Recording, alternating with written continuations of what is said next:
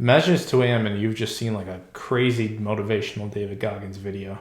You get out of your bed and start doing like 1,000,000 push-ups, and then you think of an entire business plan and how you're going to get rich and move to Dubai. This plan starts with you waking up at 5 a.m. and like going to work out, and then coming back and doing this, and this. You set your alarm for 5 a.m., go back to sleep, but when you wake up, you're like, bro, why did I set my alarm?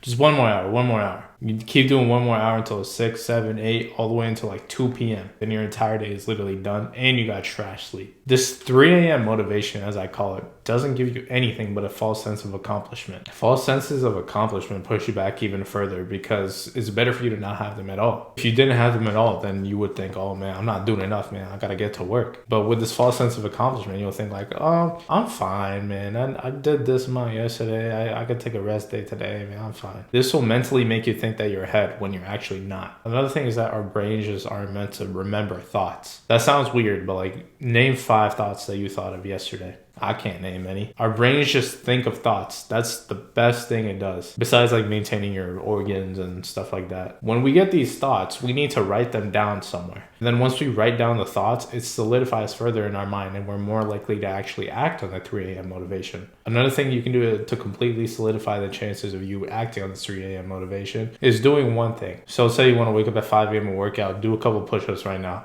Or you want to start a business at 5 a.m. You think of a name, or you buy the domain for it, or you like get in contact with someone who can help you. This way, when you wake up, even if it's at like 12 or 1, you'll think, and I already started this part, I might as well go and finish it. Because starting is usually mentally like the most challenging step. So if you do that before you sleep, you'll be in a much better position. Now imagine that you simply don't have any motivation. No matter how fit you want to be, you just can't get yourself to achieve the goal. The truth is that you don't really want it. I know it sounds weird, but let me give you an example. If I were to give you $10 million and all you need to do is just go to the gym one time, all you need to do is just do 10 push-ups, you would do it instantly. You would happily do it. That is motivation. What defers motivation most of the time is the amount of time it takes for us to get there. This was never an issue before our attention spans got absolutely destroyed by like TikTok and other social media. Rethink your goal and ask if it's actually something that you want to do. Now, once you've rethought your goals, depending on how long term it is, you need to make a sort of action plan. The best action plan I found is in the book, The 4-Hour Workweek by Tim Ferriss. So basically you make 3 categories. 1, things I want to have. This will be any material items like certain cars. 2 is the things that I want to be, like an MMA fighter, for example. And 3, things I want to be doing, like having a podcast or something like that. After the first one, things you want to have. Let's say I want a Nissan GTR R35. I'll write the cost for it right next to it. So this could be the monthly payment, the down payment, or just like the amount of cash I need. If I want to be an MMA fighter, I need to figure out like how many days a week I need to train, what I need to train, where I need to train. And then next to that, put the cost. If I want to have a podcast, I guess there's really no cost first. I just need to figure out what my podcast is going to be about, who I'm going to have on,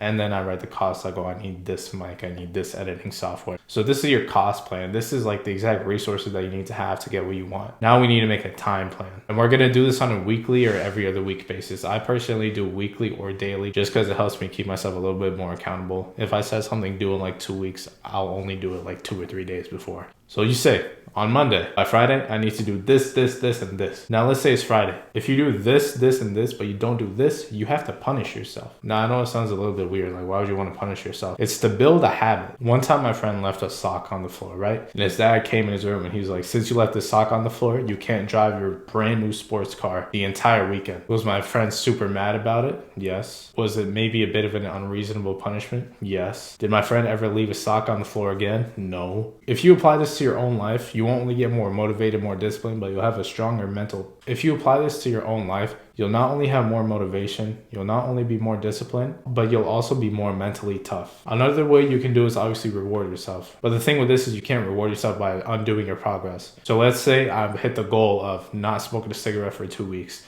I'm not going to celebrate that by having 10 cigarettes the next day. That's undoing my progress. Punishment and reward are 2 of the best ways that you can keep motivation for a long time and turn it into discipline. Make sure you apply what you've learned in this video, and I'll see you in the next one.